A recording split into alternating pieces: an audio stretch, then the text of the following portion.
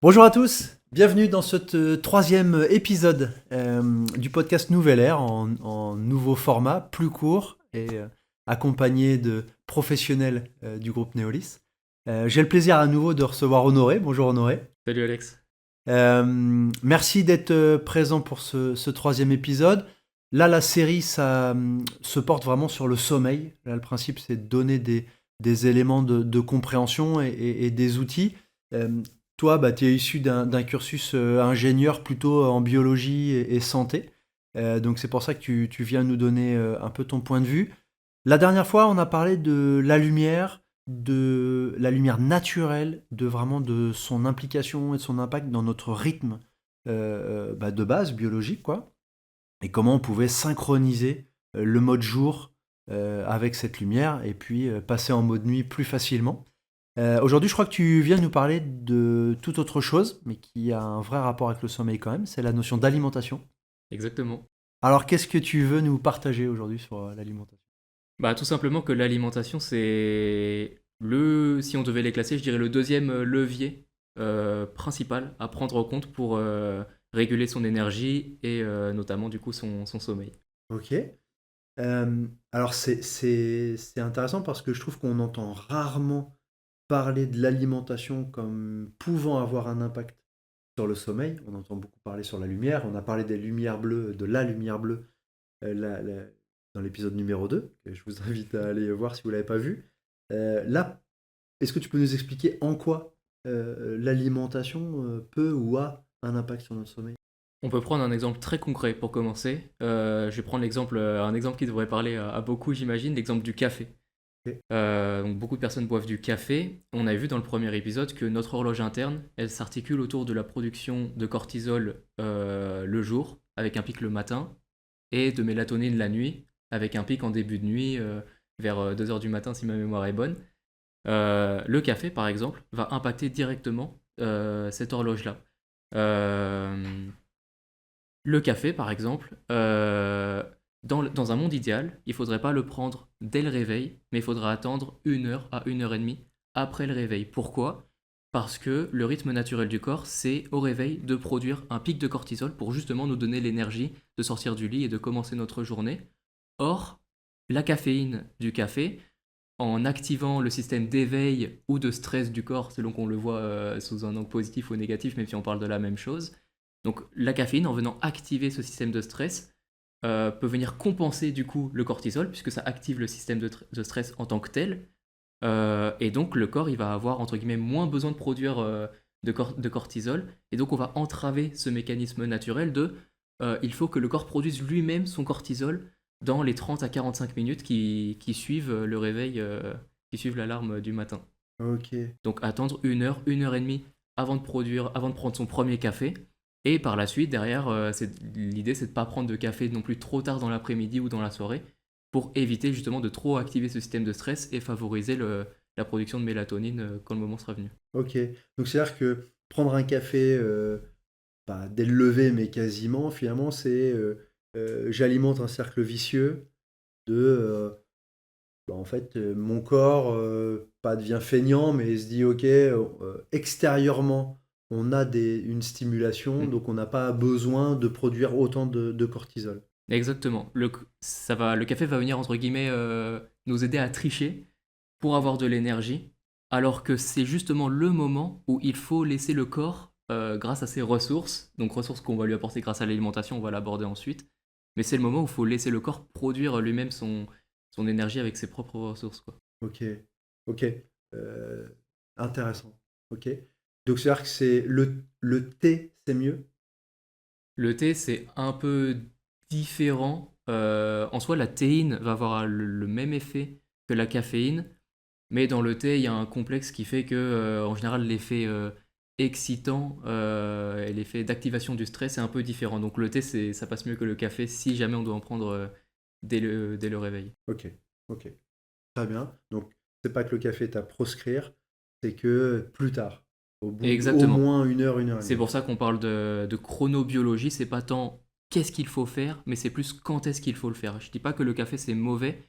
Il y a même plein d'études scientifiques qui montrent plein d'effets positifs au café, notamment grâce à la vigilance que ça apporte, grâce aux antioxydants. Mais le tout, c'est que si on veut en profiter pleinement, il faut le prendre aussi au bon moment. Ok, très bien. Est-ce que tu as d'autres choses par rapport à justement à l'alimentation? Bah, tant qu'on est sur le thé, le café, on peut faire une parenthèse avec l'eau Ok. avant de rentrer concrètement dans les repas, etc. Euh, L'eau, bah là c'est bateau à dire, mais l'eau, comme on ne s'hydrate pas assez, simplement en s'hydratant mieux, on peut souvent, on le voit en formation, diminuer les douleurs pour une raison qui s'explique très simplement, qui est que la plupart de nos douleurs et de nos problèmes de santé aujourd'hui sont des maladies chroniques qui sont liées de près ou de loin. C'est la résultante du processus, mais c'est lié à l'inflammation. Et en s'hydratant mieux, on va diminuer globalement le niveau d'inflammation dans le corps, et donc ça permet d'être en meilleure santé, mais aussi d'avoir des nuits plus réparatrices. Ouais, ok. Parce que c'est intéressant, en formation, quand on aborde la notion d'hydratation, on peut avoir beaucoup de participants qui me disent qu'ils s'hydratent parce que justement ils prennent 4 ou 5 cafés dans la journée. C'est ça. Mais effectivement, c'est que le thé et le café vont avoir un effet qu'on va appeler diurétique. Concrètement, ça veut dire que ça donne envie d'aller faire pipi. Là, ça va dépendre des personnes parce qu'on est tous plus ou moins sensibles à la caféine et à la théine. Mais pour les personnes qui sont très sensibles, effectivement, boire un café ne va pas les aider à s'hydrater, parfois au contraire, parce que l'effet diurétique est tellement puissant qu'on va plus se déshydrater que s'hydrater. Oui, il y a de l'eau dans le café. Pour autant, est-ce que ça permet une hydratation optimale? Pas du tout. Ok, C'est pour ça qu'on dit un café, un verre d'eau. Comme ça, on n'a que les effets positifs du café, sans avoir les effets négatifs qui portent essentiellement sur la déshydratation. d'accord. Ouais, ok. Ok, et là par exemple, juste pendant qu'on est sur l'hydratation, on entend plein de trucs. 1 litre et demi par jour, 2 litres, 2 litres et demi par jour. Et c'est quoi ton regard là-dessus? On a tous des besoins différents, on a tous une masse corporelle différente, des activités différentes, donc c'est difficile de standardiser là-dessus. Moi, là où je porte, si j'ai vraiment un message à faire passer, c'est dans la mesure du possible, mais pour la plupart des gens en général c'est possible, c'est d'avoir la gourde à portée de main toute la journée. La gourde c'est comme le téléphone, si on l'a à portée de main, on va l'utiliser plus souvent, spontanément, et donc ça permet de s'hydrater plus fréquemment sans attendre d'avoir soif, sans attendre le signal d'alarme pour s'hydrater justement. Ok, Parce qu'on sait que la bonne hydratation, c'est pas tant.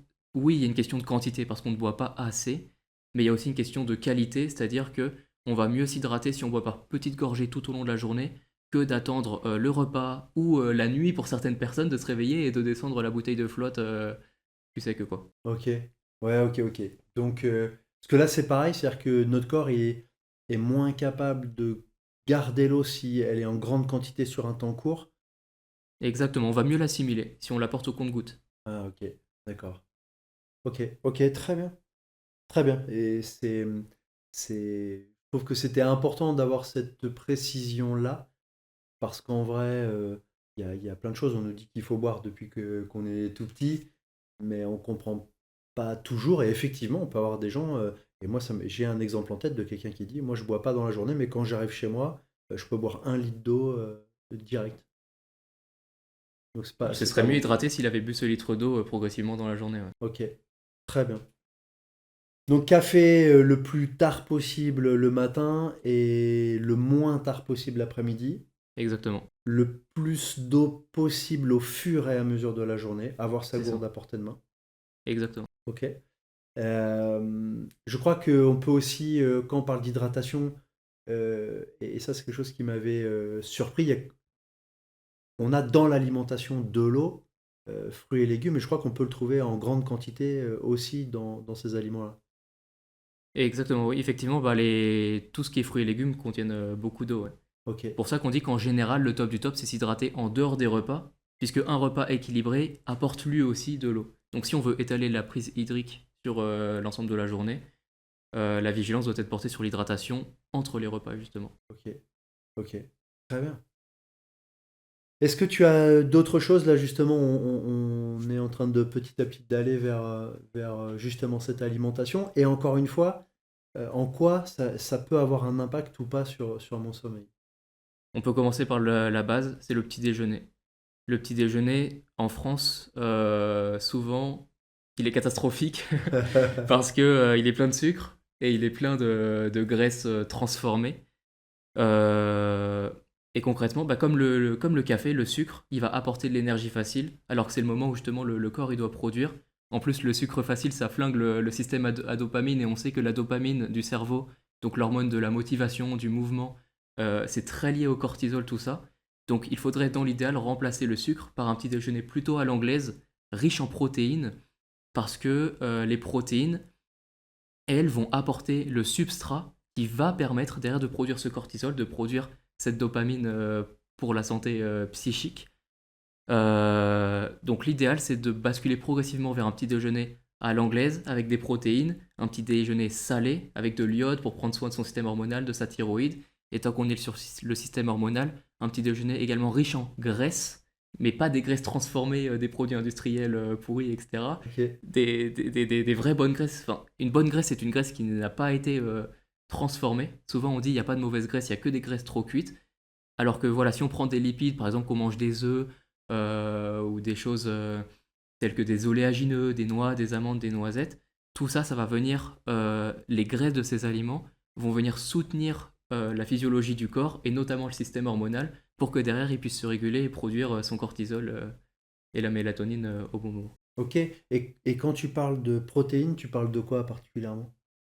Bah, protéines, il y a plein de sources de protéines, il y a de sources de protéines animales, donc on peut facilement manger des œufs le matin, de la viande, le poisson peut-être un peu moins, mais c'est plus populaire au Japon, où après il y a les protéines végétales, les oléagineux c'est riche en protéines végétales, D'accord. protéines animales, j'ai pas cité non plus les produits laitiers qui souvent passent bien le matin, fromage blanc, etc. Ok. Finalement il y a plein d'aliments qui contiennent des protéines, mais c'est vrai que souvent on dit que le matin il faut miser sur les glucides, parce que les glucides et les sucres ça apporte de l'énergie. On sait aujourd'hui que pour beaucoup de personnes ont un intérêt à diminuer, voire arrêter les glucides au petit déjeuner pour plutôt miser sur les protéines et les lipides au petit déjeuner. Ok. Quitte à garder les glucides pour le repas du soir. Où là, pareil, de plus en plus, on renverse les codes parce qu'on a longtemps dit ah, faut pas manger de féculents le soir, donc les féculents, le pain, le riz, les Ouais. pâtes et compagnie. Parce que bah, si on mange des féculents le soir, on va grossir la nuit, puisqu'on n'a pas besoin d'énergie la nuit, donc ça va se transformer en graisse, etc. Mais de plus en plus, il y a des études qui sortent qui montrent que c'est intéressant de manger aussi des glucides le soir, parce que bah déjà ça permet de refaire les stocks d'énergie qu'on a épuisés dans la journée, mais aussi ça permettrait à un acide aminé qui s'appelle le tryptophane de mieux passer dans le cerveau, et bref, in fine, ça permet de plus facilement, ça permet d'apporter des ressources pour produire la sérotonine et qui derrière se transforme en mélatonine pour optimiser son sommeil. Ok, super. Euh, Là, j'ai une question. Tu disais tout à l'heure pour le café de l'éloigner le plus possible du réveil. Par rapport au petit déjeuner, le moment où justement on mange ce salé, est-ce que il y a un temps particulier, une heure particulière? Ça peut être intéressant d'attendre un petit peu. Bon, rares sont les gens qui ont très faim dès le réveil, surtout si c'est l'alarme qui nous réveille, que c'est pas un réveil naturel. Mais effectivement, si on se lève avec une alarme, dans ce cas-là, le top, même si c'est à chacun de s'adapter, c'est d'attendre un petit peu, d'attendre que l'appétit arrive pour prendre son petit déjeuner. Donc d'avoir peut-être une petite routine à faire avant sur 15-20 minutes avant d'attaquer le petit déjeuner. Ok, Mais sur la question du quand, l'attention va plutôt se porter sur le repas du soir, où d'accord. en général on a tendance à manger trop tard. C'est-à-dire qu'on a tendance à laisser un délai trop court entre notre dîner et l'heure où on va se coucher, alors qu'il faudrait manger au minimum 2 heures avant d'aller se coucher. Ok, Parce que la nuit, le cerveau il a besoin de récupérer, mais le deuxième cerveau aussi. Et s'il est en pleine digestion, on va se réveiller fatigué le lendemain. ok. Donc là, c'est un peu pareil parce que à l'anglo-saxonne, allez, ils peuvent dîner vers 18h, 18h30 en Dans ce cas-là, il faut faire comme les anglo-saxons. Ouais. fait. Ok, ok. Bon, ça fait suer de le Malheureusement, dire, mais. ça fait chier de le dire. Ok, très bien, très bien. Donc, on va dire que le matin, il faut l'éloigner un petit peu, ce petit déjeuner, de notre instant de réveil et faire un peu la même chose, mais dans le sens inverse pour le soir. Il faut manger le plus tôt possible et laisser le plus de temps possible entre le dîner et l'heure du Avant d'aller coucher. se coucher, effectivement, ouais. Ok, ok, Pour bien récupérer, on aura des nuits qui seront plus réparatrices, donc effectivement, ouais. Après, ok. toujours, effectivement, mais là, ça va être bateau ce que je dis, mais manger de la qualité, voilà, des aliments qui sont denses, qui sont riches en vitamines, en minéraux, les moins transformés possibles. Ça, s'il y a une règle à appliquer, c'est les produits les moins transformés possibles, de cuisiner soi-même. Ok. Euh, on avait dit dans le premier épisode que le sommeil, c'est un mécanisme naturel, mais que si on dort mal, c'est parce qu'on a un mode de vie qui entrave ce mécanisme naturel. Oui. Mais le mécanisme naturel, si on veut pouvoir laisser le corps faire son boulot, si on veut pouvoir lui laisser les clés du camion et se réveiller en forme le lendemain matin, il faut simplement lui apporter les ressources qu'il a besoin. Et lui, il a besoin de vitamines, de minéraux, et donc d'aliments qui soient bruts et non transformés, quoi. Ok. Voilà. Après, voilà, pour aller plus loin là-dessus, tout ce qu'on peut faire, c'est faire des bilans, que ce soit sous forme sanguine ou autre, pour voir, faire un peu un check-up de ces vitamines, de ces minéraux, pour voir s'il y a des carences, effectivement, et optimiser tout ça. Mais le corps, si on lui apporte les ressources qu'il a besoin, derrière, derrière il sait faire, quoi. Super. Bah, merci beaucoup pour ces partages, Honoré, sur cette mini-série sur le sommeil. Bah, j'espère que ça vous a plu et que vous avez pu avoir des petits outils, ou en tout cas une compréhension plus appuyée, en tout cas plus complète sur le sujet du sommeil. Il n'y a rien de parfait, on a tous des rythmes de vie qui ne sont pas toujours totalement compatibles avec tout cela, même si ça reste de la théorie. Néanmoins, peut-être qu'en faisant bouger et évoluer quelques petites choses dans notre quotidien, bah, ça nous aide à retrouver un sommeil de meilleure qualité.